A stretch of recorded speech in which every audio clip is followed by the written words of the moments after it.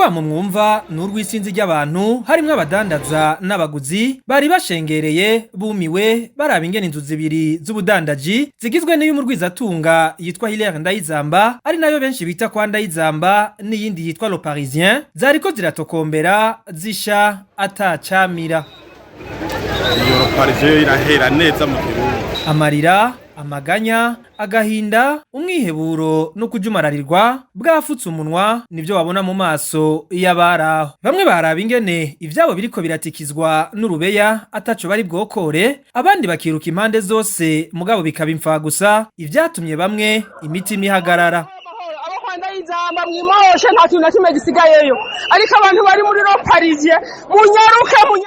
Nkuko bishikirizwa n'abari ahabereye iryo bara, uwo muriro watanguye mu gatondo ka kare nko mu masaha moya zibura. Hatanguye hafatwa inyubako bita kwa Ndayizamba, mu nyuma ihereza Le Parisien. Ibidandazwa birahatikirira nkuko uyu munyagihugu abivuga. Umucanwa wadutse mu buce gucagurwa kuri uyu wa gatanu, wadutse uhereye mu nyubakwa n'ishibazi kuri galeri Ndayizamba. Galeri Ndayizamba nayo ifatanye na galeri Le Parisien. Rero hamaze kwaduka umucanwa muri galeri kwa Ndayizamba, zananye mu mpuzu, karandagata, ibirato, kabandanya mu bidandazwa bitandukanye. Ndayizamba itandukira mu nyubakwa Le Parisien. Nanyene gahiga tokombera ku buryo atakintu na kimwe cyasigayeyo, yaba impuzu, yaba ibirato, yaba amashakoshi, amakaye. Nukuri ubunye tubuto dusanzwe dukorera ngaho ubunye muri ayo makarito turi mu mababa n'agahinda, kuko amashuri yageze, amafaranga yo kugura ibikoresho cyabura, amakaye cyabura, amaniforme, amashakoshi abana batwamwe amakaye. Kugeza ubu abanyagihugu bari mu kajembegeti kuko atawuramenya ico uwo muriro wavuyeko, uretse ko atanumwe yemera ivyashikirijwe n'icegera c'umukuru w'igihugu Prosper Bazombanza yaje avuga ko uwo muriro watewe n'ipasi igorora impuzu. Abanyagihugu bavuga ko igihe co kubeshwa carangiye. Sikugenge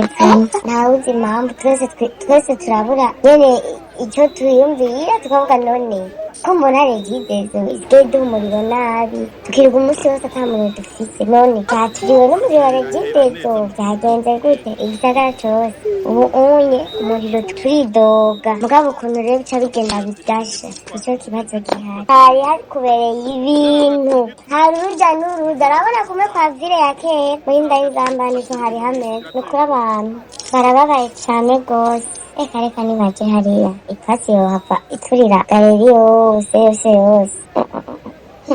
nibageza sha. Nayo kubaburiye ivyabo muri uwo muriro basaba amabanki n'ayandi mashirahamwe yo kuziganya no kugurana yari yabatije mitahe yo kudandaza kubabangira mu kubarihisha, ariko kandi bakanasaba leta kubabwiza ukuri icateye uwo muriro. Dusaba microfinance n'amabanki bitandukanye uko vyotubangiye, ego kuko hari ibintu byinshi bitandukanye kandi vy'agaciro. Ego hari abafashe amadeni baguranye abagenzi babo, hari abariye udutongo kugira baze kwingunganya, reka ntiworaba n'ibintu byinshi.